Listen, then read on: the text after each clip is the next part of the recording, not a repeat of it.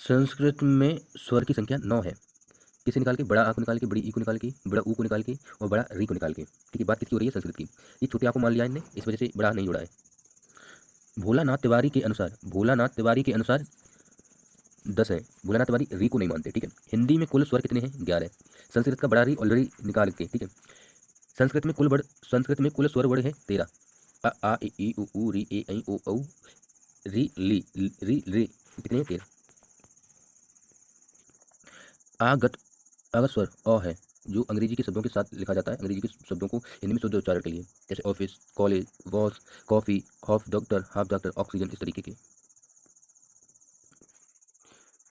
हिंदी में आ वर्ड की कोई मात्रा नहीं होती, छोटे आ की कोई मात्रा नहीं होती, अतः हिंदी में कुल मात्रा 10 होती है। कितनी होती है? 10 मात्रा होती है।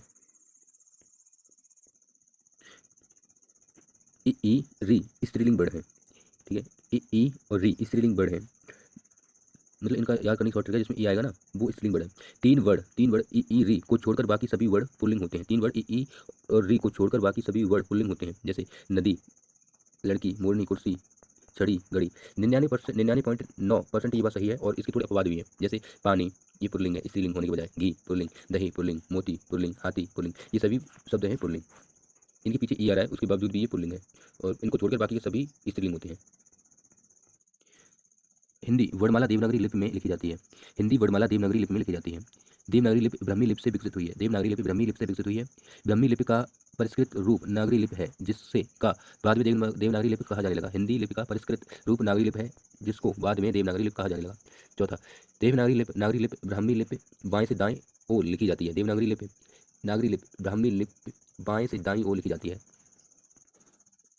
स्पष्ट व्यंजन व्यंजन के भेद 5 होते हैं। नंबर 1, स्पष्ट व्यंजन, वर्गीय व्यंजन, उदित व्यंजन। इनकी संख्या 25 होती है। 5 गुणा 5 25।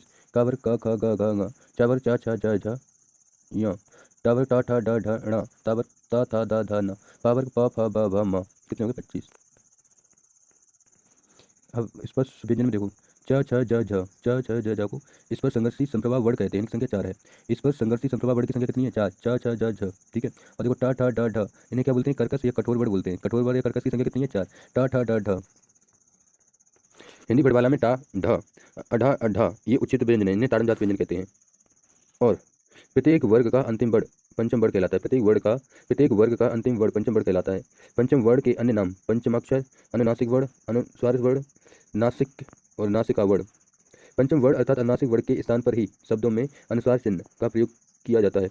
पंचम वर्ड अर्थात अनुनासिक वर्ड के स्थान पर ही शब्दों में अनुस्वार चिन्ह का प्रयोग किया जाता है। अनुनासिक या नासिक वर्ड शब्द का अर्थ बनाने के लिए परस्पर परिवर्तित हो जाते हैं। अनुनासिक या नासिक वर्ड शब्द का अर्थ बनाने के लिए परस्पर परिवर्तित हो जाते हैं।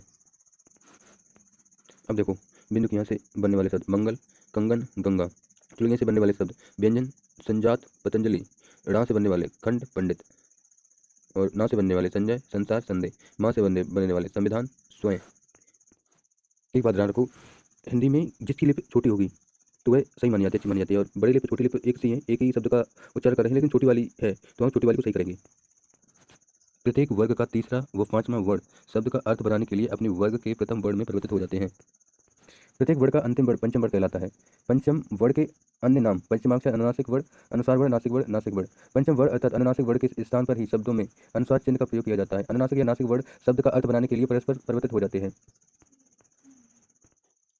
प्रत्येक वर्ग का तीसरा व पांचवा वर्ण शब्द का अर्थ बनाने के लिए अपने वर्ग के प्रथम वर्ण में परिवर्तित हो जाते हैं। प्रत्येक वर्ग का तीसरा व पांचवा वर्ण शब्द का अर्थ बनाने के लिए अपने वर्ग के प्रथम वर्ण में परिवर्तित हो जाते हैं।